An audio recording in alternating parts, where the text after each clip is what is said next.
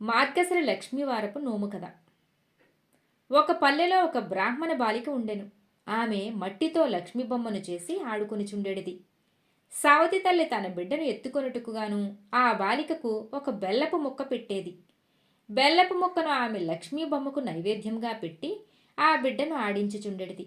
కొంతకాలమునకు ఆమెకు యుక్త వయసు రాగా పెండ్లి అయ్యెను. ఆమె అత్తవారింటికి వెళ్ళుచు తన బొమ్మలను తనతోనే తీసుకుని పోయెను. ఆమెతో మహాలక్ష్మియు వెడలిపోయెను. అందుచే ఆమె అత్తవారింట ఆమెకు సకల సంపదలు కలిగెను. పుట్టింట గర్భదరిద్రము దాపురించెను. ఆ సంగతి తెలుసుకుని ఆమె తన తమ్ముణ్ణి రప్పించి ఒక చేతికర్రను దులిపించి అందు వరహాలు పోసి అతనికిచ్చెను.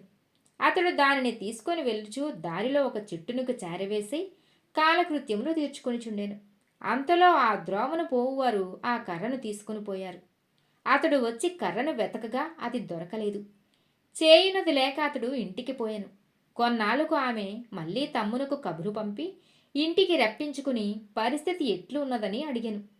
అతడు ఇంటి పరిస్థితి ఎప్పుడు ఎట్లే దరిద్రపూరితమై ఉన్నదని తెలిపెను.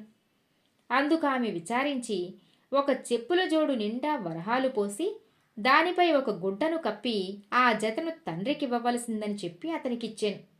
అతడు వాటిని తీసుకుని పోవుచుండగా దారిలో దాహం వేశాను. అప్పుడతడు ఆ చెప్పుల జతను చెరువుగట్టు మీద పెట్టి నీటిని తాగుచుండెను. అంతలో ఒక కుక్క వచ్చి జోళ్లవాసన పసిగట్టి నోట కరుచుకుని పోయాను. చూసేసరికి అక్కడ చెప్పుల జత కనిపించలేదు. ఎంతగానో వెదికి వాటినెందురూ గానక అతడు ఇంటికి తిరిగి చేరెను. మరికొన్నాళ్లకు ఆమె తన తమ్ముణ్ణి రప్పించి అతడి పరిస్థితి ఎట్లున్నదని అడిగినది.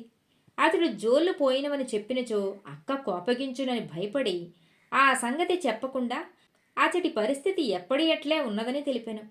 అది విని ఆమె ఒక గుమ్మడికాయను దులిపించి దాని నిండా వరహాలు పోసి తమ్మునికిచ్చెను.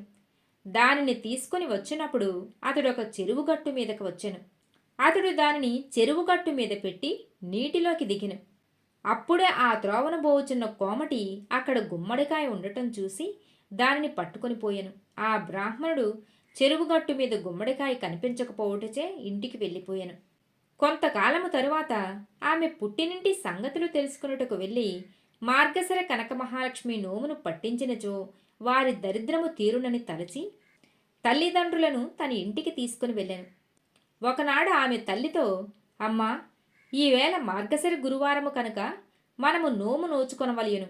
నీవు ఎంగిలి పడవద్దని చెప్పాను. ఆమె అట్లే అని పిల్లలకు చద్దిని పెట్టుచు అలవాటు ప్రకారము ఒక ముద్ద నోట వేసుకొనెను. అంతలో కుమార్తె వచ్చి నోము నోచుటకు స్నానము చేయమని పిలిచెను. తల్లి ఆమెతో, అమ్మా, పిల్లలకు చద్ది అన్నం పెట్టుచు మరచిపోయి ఒక ముద్ద నోటిలో వేసుకుంటుని అని చెప్పాను. అది విని ఆమె వారికి భాగ్యము కలుగుట కష్టమనుకొని తాను మాత్రము నోమును నోచుకొనెను. అంత రెండవ గురువారం వచ్చెను. అప్పుడు ఆ తల్లి పిల్లలకు తలంటి నీళ్లు పోయిచు నూనె గిన్నెలో మిగిలిన నూనెను తలకు రాసుకొనెను.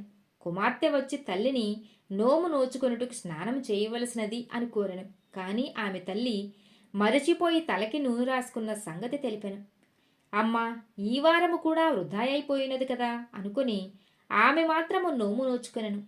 తరువాత మూడవ గురువారము రాగా ఆమె తల్లితో, అమ్మా, ఈ వారమైనా జాగ్రత్తగా నుండి నోము నోచుకో అని గట్టిగా చెప్పాను. ఆమె అటులనే చేయుదునని చెప్పి పిల్లలకు తల దువ్వుతూ తాను కూడా తల దువ్వుకొనెను. అంతలో కుమార్తె వచ్చి తల్లిని స్నానమునకు రమ్మని పిలిచెను. తల్లి మరిచిపోయి తల దువ్వుకున్న సంగతిని తెలిపాను. అది విని దరిద్రులను బాగుచేయుట మానవులకు సాధ్యము కాదు అనుకొని తానే నోము నోచుకొనెను.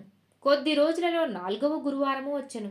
ఈ వారమైనా తల్లి చేత నోమును నోపించవలను అన్న పట్టుదలతో ఆమె తల్లిని ఒక గోతులో కూర్చుండబెట్టి పైన బల్లను మూతవేసి తాను పనులు చేసుకొనిచుండెను.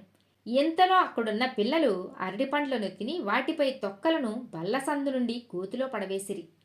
అందులోనున్న తల్లి దురదృష్టవంతురాలగుటచే ఆ తొక్కలను తినెను. అంతలో కుమార్తె వచ్చి మీదనున్న బల్ల తీసి ఆ తల్లిని స్నానమునకు రమ్మని పిలువగా తాను అరటిపళ్ళ తొక్కలు తిన్న సంగతి చెప్పగా కుమార్తె చాలా విచారించి ఇప్పుడు కూడా తానే నోము నోచుకొనెను. తరువాత వచ్చిన 5వ గురువారం నాడు ఆ కుమార్తె తల్లి చెంగున తన చెంగునకు ముడివేసుకుని తన వెంట ఆమెను త్రిప్పుచూ పనులన్నింటినీ ముగించుకున్న తరువాత ఆమెను కూడా స్నానము చేయించి నోము నోపించెను. కూతురు పూర్ణకుడుములు నైవేద్యం పెట్టినప్పుడు మహాలక్ష్మీదేవి స్వీకరించి, తల్లి పెట్టినప్పుడు మాత్రము స్వీకరింపలేదు. అది చూసి కుమార్తె అట్లు చేయుటకు కారణమేమని మహాలక్ష్మిని అడిగాను. అందులకు ఆమె, అమ్మాయి, నీ చిన్నతనమున నీవు బొమ్మలతో ఆడుకొనుచుండగా నీ సవతి తల్లి నిన్ను చీపురు పుచ్చుకొని కొట్టినది, అందుచేతనే నేనామె నైవేద్యము పుచ్చుకొనటలేదు అని చెప్పాను. అప్పుడు ఆమె కుమార్తె, తల్లి, ఆమె తప్పు క్షమించి నైవేద్యము స్వీకరించి వారికి భాగ్యం అబ్బునట్లు చేయిగోరుము అని చెప్పాను. మహాలక్ష్మిని ప్రసన్నురాలిని చేసుకొనెను. తరువాత ఆమె తల్లిచే యథావిధి నోము నోపించి, నోము పట్టిన మొదటి వారము పులగమును, రెండో వారము క్షీరాన్నమును, మూడవ వారము ముద్ద కుడుములను, నాలుగవ వారము నాడు పరమాన్నమును నైవేద్యములు పెట్టించి, పుష్యమాసపు గురువారము నాడు పూర్ణ కుడుములను సమారాధనకు పెట్టించి నోమును పూర్తి చేయించెను. పిమ్మట ఆమె పుట్టింటివారు దరిద్ర విముక్తులై ధనధాన్యములతో తులతూగుచుండిరి.